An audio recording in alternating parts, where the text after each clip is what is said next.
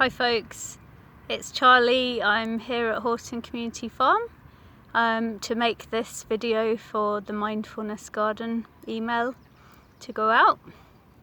I'm here with a beautiful red clover and I can see a couple of, I don't know, are they tiny little spiders or tiny little beetles? My eyesight's not that good, but I think they're probably spiders. So for today, the theme that I wanted to choose is thinking about the zoning of our nature connection. So the idea that if we place ourselves as nature, so not in a kind of a self-centered, egotistical sense, but thinking of ourselves as natural beings, part of natural systems, and how we look after ourselves and how we think of, observe and bring nature into our lives. I just wanted us to think in zones. So zones are an important permaculture concept used to help us design things from a central point outwards. So yes, I don't mean it in a self-centered, egotistical way, but remembering that we are natural beings. We have natural needs. We need air, light, water. We need the earth, soil that we walk on, live on, and get our food from, mostly.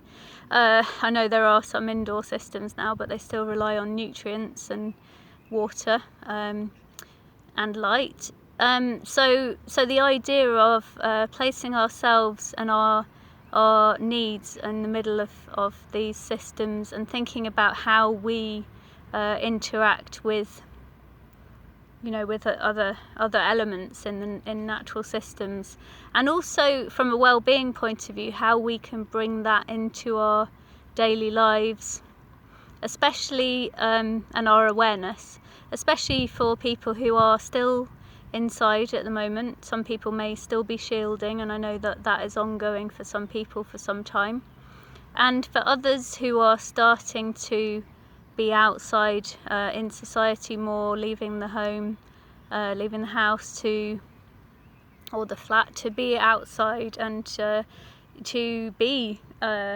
in the elements with other people, with other beings more. So this idea of zoning can be useful. So for example, looking at this clover, we can see this flower head, where each of these is actually a flower. So this idea that, we're looking at a flower, this pink and white object, we're actually looking at a lot of flowers there, and there are a couple of leaves and leaflets. And I suppose the idea of zoning helps us to think about how we're connected to different elements in nature, and also helps us to take different perspectives. So we can zoom in, we can zoom out, we can think about our household. So who else is in the household with us? Other people, maybe, other creatures. So by bringing in a flower into our living space indoors, we can appreciate and think about the fact that we are part of nature, that we're connected to nature. So just taking time to observe a natural object like this, it helps us to look at natural patterns, to contemplate form and function. Sorry, I'm just having to move because I'm crouching and that's a bit uncomfortable. And for example, another activity in permaculture is an input-output analysis. So thinking about ourselves as natural beings, what do we need? So what are our inputs, what are our outputs, and what are our characteristics? So as individuals, we are all a little bit different. We may have different we have different personalities and characteristics, tendencies, belief systems, and we need things, and we also can give things. So by bringing in a flower or something into our living space, we can use it as a prompt, like an icon really, to remind us that we are natural beings, and that we do have needs that have to be met, like all other natural beings. And we also have things that we give.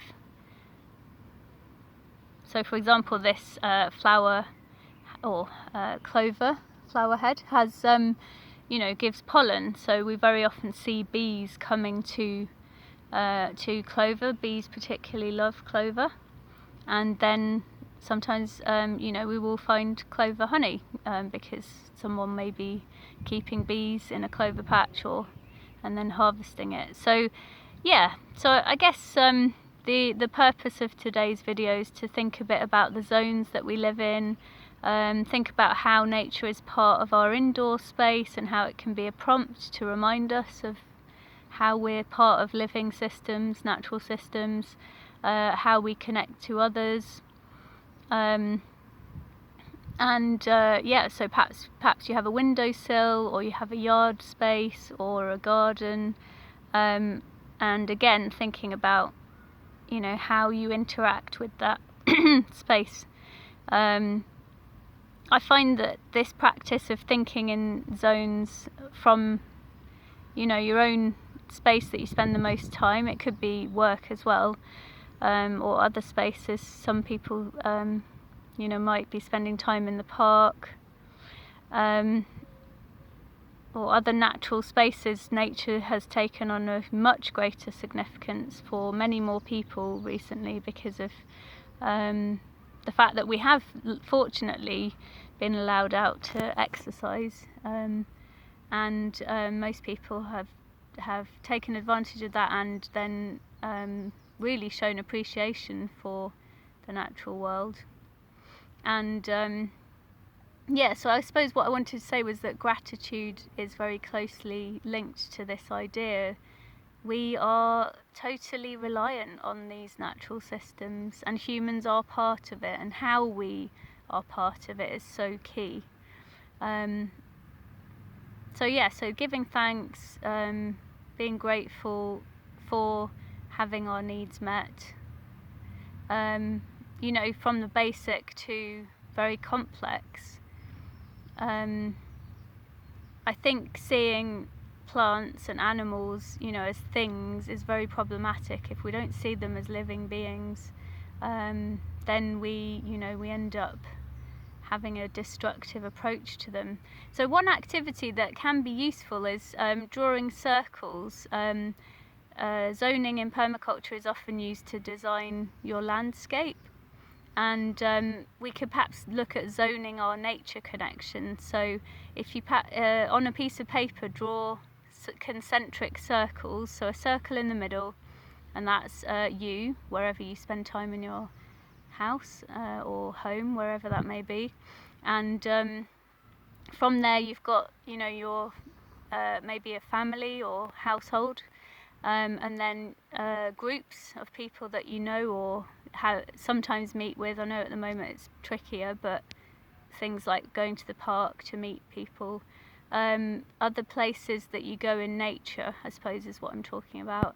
So with groups, society, so living in Bradford, there are lots of amazing parks and nature reserves nearby, and then even doing a zone which is maybe regional or national, and then global. So thinking about nature in this way, we start to remember that it really is all around us. We are nature, and there's very little we can do without it. I mean, it's an oxymoron really.